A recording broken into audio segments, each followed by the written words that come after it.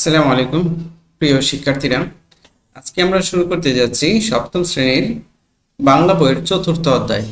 এই অধ্যায়টির নাম হচ্ছে চারপাশের লেখার সাথে পরিচিত হই। ওকে, দেখো, ষষ্ঠ শ্রেণীতে আমরা বিভিন্ন ধরনের লেখার সাথে পরিচিত হয়েছি।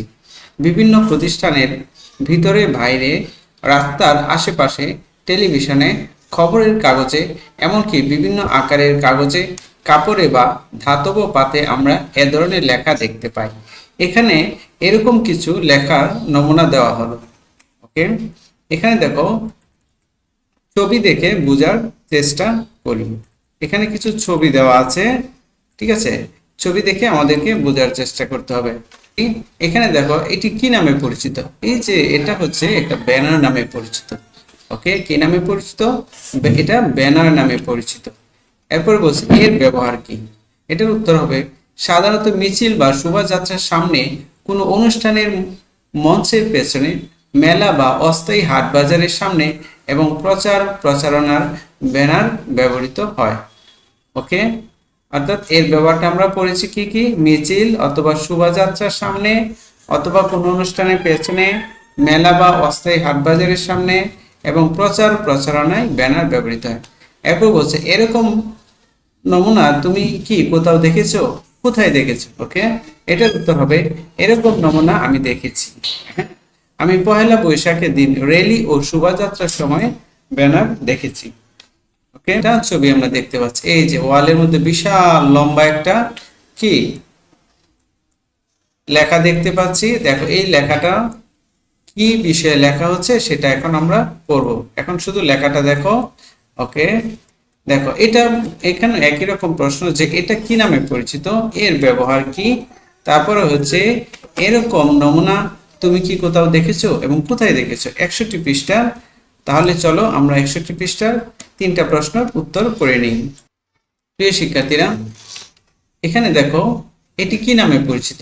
এটি হচ্ছে একটা ফেস্টুন নামে পরিচিত। এর ব্যবহার কি? আচ্ছা, এটার উত্তর হবে ফেস্টুন সাধারণত ঝুলিয়ে রাখা হয় কোনো ভবনের দেয়ালে, অনুষ্ঠান মঞ্চের দুপাশে, কোনো গাছে বা খুঁটিতে ঝুলিয়ে প্রচার প্রচারণার কাজে ব্যবহার করা হয়। তারপরে প্রশ্ন হচ্ছে এরকম নমুনা তুমি কি কোথাও দেখেছো? কোথায় দেখেছো? হ্যাঁ, এটার উত্তর হবে এরকম নমুনা আমি দেখেছি আমাদের বিদ্যালয়ের একটি ভবনে পাঠাগার নিয়ে একটি ফেস্টুন ঝুলানো রয়েছে। ওকে প্রিয় শিক্ষার্থীরা, আমরা এখন পাঠ্য বইয়ের 61 পৃষ্ঠার প্রশ্নগুলো সমাধান দেখো। এখানে যে বিজ্ঞান মেলা হলদিয়া উচ্চ বিদ্যালয় মাঠ প্রাঙ্গণে, এবং এখানে ডেট দেওয়া আছে। আগ্রহী শিক্ষার্থীরা বিজ্ঞান প্রজেক্টটি নিয়ে চলে এসো। তাহলে চলো, এই যে এখানে আমরা লেখা দেখতে পাচ্ছি, এটা কি নামে পরিচিত, এর ব্যবহার কি, এবং এরকম নমুনা তুমি কি কোথাও দেখেছো? কোথায় দেখেছো? পাঠ্য বইয়ের 62 পৃষ্ঠায় 3টা প্রশ্নের উত্তর হচ্ছে, দেখো, এটি কি নামে পরিচিত? এটা একটা পোস্টার নামে পরিচিত। এর ব্যবহার কি? নির্বাচনের সময় রাস্তায় দড়ি দিয়ে পোস্টার ঝুলিয়ে রাখতে দেখা যায়। সামাজিক ও সাংস্কৃতিক বিভিন্ন কর্মকাণ্ড প্রচারের জন্য পোস্টার ব্যবহৃত হয়। আবার পোস্টারের মাধ্যমে কোনো রাজনৈতিক বক্তব্য বা যৌক্তিক দাবিও তুলে ধরা হয়। ওকে, এরকম নমুনা তুমি কি কোথাও দেখেছো? কোথায় দেখেছো? এটার উত্তর হবে আমি এরকম নমুনা দেখেছি নির্বাচনের সময় আমাদের বাসার সামনে অনেক পোস্টার লাগানো ছিল। প্রিয় শিক্ষার্থীরা, এখানে দেখো, এটা কি নামে পরিচিত? এই যে এটা হচ্ছে, এটাকে বলে, এটি একটি প্লে কার্ড নামে পরিচিত। এর ব্যবহার কি? প্লে কার্ড সাধারণত মিছিলে বা শোভাযাত্রায় অংশগ্রহণকারীদের বহন করতে দেখা যায়। দাবি তুলে ধরা বা তথ্য জানানোর কাজে প্লে কার্ড ব্যবহার করা হয়। এরকম নমুনা তুমি কি কোথাও দেখেছো? কোথায় দেখেছো? এরকম নমুনা আমি দেখেছি। আমি টিভিতে 1952 সালের ভাষা আন্দোলনের মিছিলে প্লেকার্ড হাতে স্লোগান দিতে দেখেছি। আমাদের চারপাশের লেখার সাথে পরিচিত হই, অর্থাৎ 64 পৃষ্ঠায় এই যে এরকম একটা ছবি আমরা প্রায় দেখি। শহরের একটা দৃশ্য দেওয়া আছে, ঠিক আছে? এরপর এই যে এখানে একটা জিনিস দেওয়া আছে, তো এটাকে কি নামে পরিচিত, এটার ব্যবহার কি, এটা কি তুমি কখনো দেখেছো? এটা নিয়েও সেম 3টি প্রশ্ন রয়েছে। হ্যাঁ শিক্ষার্থীরা, এই যে এটা কি নামে পরিচিত?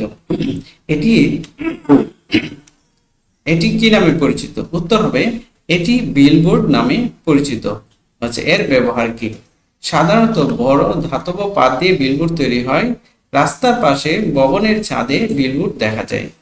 ওকে, প্রচারণা ও বিজ্ঞাপনের কাজে এর ব্যবহার হয়। প্রশ্ন হচ্ছে, এরকম নমুনা তুমি কি কোথাও দেখেছো? কোথায় দেখেছো? উত্তর হবে, এরকম নমুনা আমি দেখেছি। আমি মামার বাড়ি যাওয়ার সময় বাস থেকে শিশুকে টিকা দেওয়া সম্পর্কিত বিলবোর্ড দেখেছি।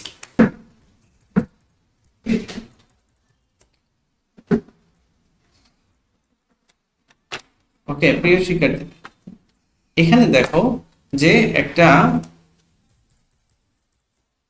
এখানে আমরা একটা জিনিস দেখতে পাচ্ছি। দেখো কতগুলো ছবি আর কতগুলো কি একটা বিজ্ঞপ্তি এবং কতগুলো আরো কিছু লেখা একটা দেয়ালের ভিতরে এবং একটা নির্দিষ্ট ফ্রেমের ভিতরে হ্যাঁ লেখা আছে।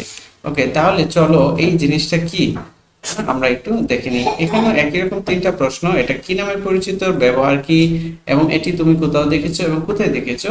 চলো 65 পৃষ্ঠার এই তিনটা প্রশ্নের উত্তর আমরা চতুর্থ অধ্যায়ের চারপাশে লেখার সাথে পরিচিত হই পাঠ্য বইয়ের 65 পৃষ্ঠা প্রশ্নগুলো সমাধান করছি। দেখো এই যে এটি নোটিশ বোর্ড, নোটিশ নামে পরিচিত, এর ব্যবহার কি।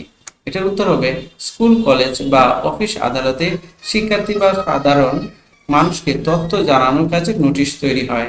হ্যাঁ, এর মাধ্যমে কোনো কিছু মান্য করা বা পালন করার নির্দেশ থাকে। শিক্ষা প্রতিষ্ঠানে অনেক সময় নোটিশ পাঠ করেও শোনানো হয়। এরকম নমুনা তুমি কি কোথাও দেখেছো? কোথায় দেখেছো? উত্তর হবে, এরকম নমুনা আমি দেখেছি আমাদের স্কুলে বার্ষিক ক্রীড়া প্রতিযোগিতা অনুষ্ঠিত হওয়া বিষয়ক নোটিশ দেখেছি। এছাড়া স্কুলে পরীক্ষা সম্পর্কিত নোটিশও দেখেছি। ওকে ওকে প্রিয় শিক্ষার্থীরা, আমরা তাহলে 65 পৃষ্ঠা পর্যন্ত প্রশ্নগুলো সমাধান করেছি। তো প্রিয় শিক্ষার্থীরা, এখন যারা আমার চ্যানেলটি সাবস্ক্রাইব করো, প্লিজ সাবস্ক্রাইব করে রাখো। আশা করি তোমাদের কিছু না কিছু উপকার হবে। তোমাদেরকে অসংখ্য ধন্যবাদ।